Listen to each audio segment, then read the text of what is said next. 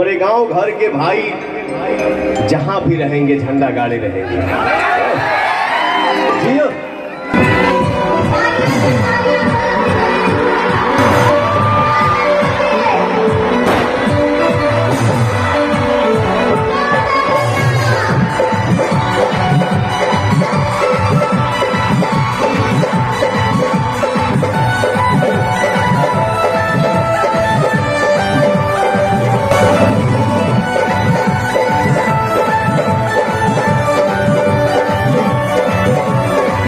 दोस्तों भोजपुरी के कहे जाने वाले पावर स्टार पवन सिंह का स्टेज हरिद्वार में एंट्री होते ही मचा दिए धमाका।